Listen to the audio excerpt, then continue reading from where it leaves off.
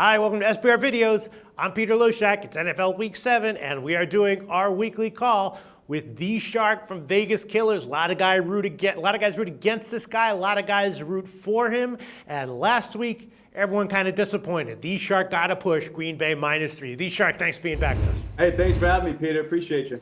All right, so how are things going at your site, VegasKillers.com? How'd you do last week? We know you have a lot of supposedly huge bets in the NFL. Did you win or lose last week? How'd you do? 2-1. Nice. A good week. We came out winners, but I got to tell you, the one loss we had was the Giants team total over 23.5.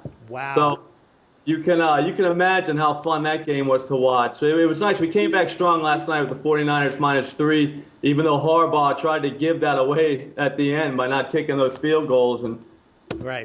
if you saw the two tight ends running into each other in the end zone instead of scoring a touchdown, but we came away with a win, which was good. But yeah, I'm still thinking about the Giants one. I don't know how we were that off, but it was that off. Well, not that this means anything because it doesn't, but I did talk to Brent from BetDSI, and he told me that the Giants was a definite sharp side last week, so presumably the team total over would have been a pretty good play. But I mean, that crap doesn't mean anything. You know what I mean? He told me that Georgia State was a sharp side in college football. I threw it in my premium parlay that I do each week. That was a huge loser. You know, there's a ton of things. I pounded the hell out of the under in the Purdue Michigan State game. I got 55. It closed at 49. That was a huge loser. It doesn't matter if you have a sharp side, you beat the closing line, you're a big loser. Who cares? I'm with you on that, Peter. It's all about what you think is going to happen on the football field.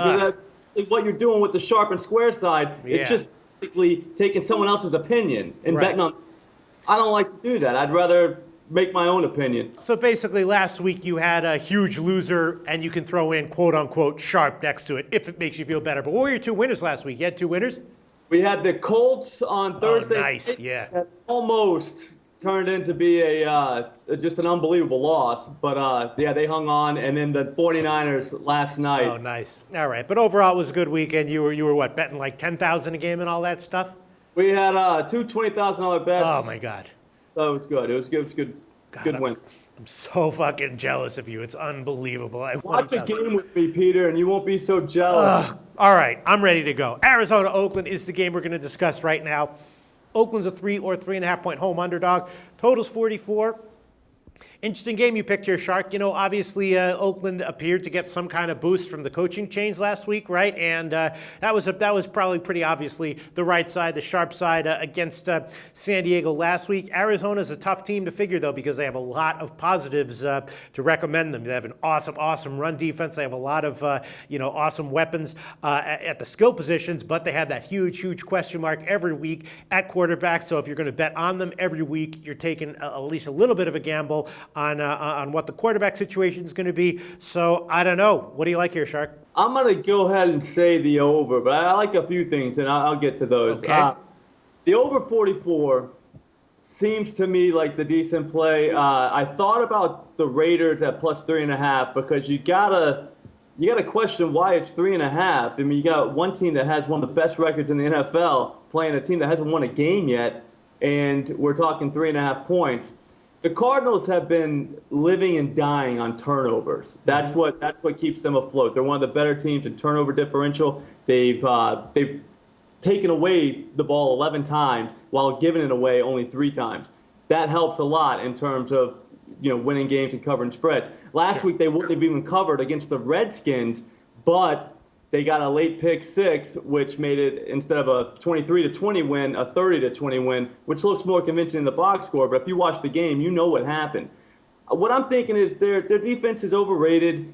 Patrick Peterson's a good corner, but he's better whenever you're covering a team that has one receiver. The Raiders have a bunch. There is no real good receiver. They're all pretty good. The kid playing quarterback, Derek Carr, is a good quarterback. Sure. He gets rid of the ball quick. That's going to negate the pass rush.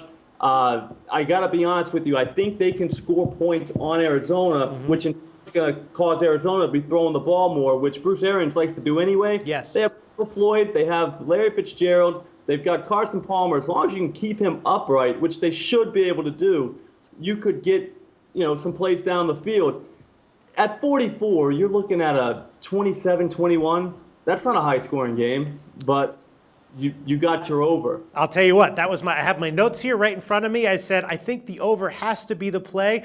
But then I was thinking, Arizona has a great run defense. Oakland has a terrible run game. So, Arizona might be able to just completely shut down Oakland. And if you look at Arizona's games before the bye, they were winning those games and they were all going under. They weren't getting into the 40s. Peter, I like the better defense on the road.